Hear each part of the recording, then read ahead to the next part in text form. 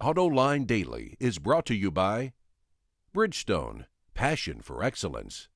Dow Automotive Systems, innovations for clean powertrain solutions. And by Hyundai. Experience the 2011 Hyundai Sonata today at HyundaiSonata.com. This is Autoline Daily for Thursday, April 21st, 2011. I'm Murray Feldman, Fox 2 News in Detroit, sitting in today for John. Here's what's going on in the global automotive industry. Looks like Fiat will take a controlling stake in Chrysler sooner than expected. According to Bloomberg, the company will pay $1.27 billion in order to boost its stake in Chrysler to 46%. Later in the year, they hope to raise that to 51%, which would come from the U.S. government, after Fiat meets previously agreed-to goals. Originally, Fiat was going to buy the final stake in Chrysler in 2013. The company is looking to increase its stake early because, with Chrysler's improving financial numbers, it would cost more to wait longer. Also, Chrysler boss Sergio Marchionne has repeatedly complained that the U.S. government is making him pay through the nose for those bailout loans. Chrysler's interest rate is as high as 12%. Scion unveiled a rear-wheel drive sports coupe concept in New York. It's called the FRS. It's equipped with a 2-liter boxer engine that's naturally aspirated and can be mated to a 6-speed manual or automatic transmission. The engine uses Toyota's D4S injection system, which utilizes both direct and port injection. The result is increased horsepower and torque without sacrificing fuel economy. Scion says the FRS concept will be the inspiration for a new model that comes out next year. Subaru debuted the all-new Impreza at the New York show. It has more passenger and cargo room than before, thanks to a larger wheelbase, a redesigned door, roof trim, and front seats. Under the hood, it gets a new 2-liter boxer engine with the choice of 5-speed manual or a CVT, and all Imprezas are standard with all-wheel drive. The new powertrain system improves fuel economy by 30%, with projected EPA ratings of 27 miles per gallon city and 38 on the highway. The interior is improved with higher-grade materials, new amenities, and infotainment technology.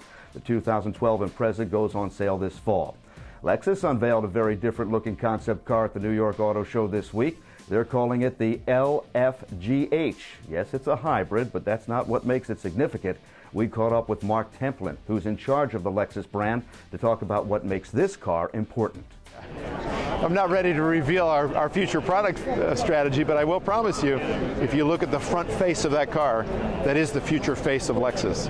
And in the coming months and years, you're going to see a lot of that in Lexus products. Audi revealed the A7 at the New York Auto Show, but this car's already been seen elsewhere. In fact, it's on sale in Europe right now. So, in order to get people to come and check it out at the display stand, the company made a paper replica of the car. Even though it's smaller than the real thing, it still looks real good, even if it is just paper. It just goes to show how far car companies will go in order to get their products noticed. Maybe they could have said something like, born from jets. That was a while ago. Coming up next, will the American taxpayer ever make money or break even on investments in the automakers? We'll be right back after this. Introducing Bridgestone's third generation of run-flat tires with groundbreaking new Bridgestone technologies. Bridgestone run-flat tires offer improved ride comfort, lower rolling resistance, and improved wear while giving you the peace of mind and comfort you need. Just when the U.S. auto industry is on a roll, the dark clouds seem to come rolling in. Auto sales are brisk. Looks like early April sales will be very strong, maybe over 11 million units this year on a monthly basis right now. But investors are pulling in the reins and selling the stocks. General Motors, which was so hot when it came out in November that they had to issue more shares, has been beaten down about 15% this year. Lately, it's trading about $3 to $4 lower than its initial public offering price. Wow! What's behind this? Take your pick. Higher oil prices, concerned about that affecting the economy, part supply problems from Japan. Bottom line is that if the United States government is to break even on the 500 million shares of GM stock it still owns, that stock will have to jump an additional $23 a share. And amid all of this, Chrysler reportedly now is rethinking its plans to go public by the end of the year. Insiders indicate that the powers that be at Fiat are already thinking of holding off that IPO until next year unless something dramatic changes for the good. If it does good. If it doesn't, well, you have to wonder when Uncle Sam and the American taxpayer will make money, or at least break even on those automotive investments.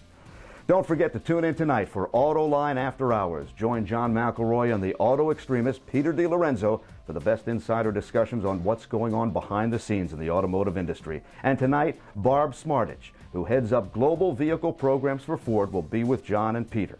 And that's today's report. Thanks for watching. We'll see you tomorrow.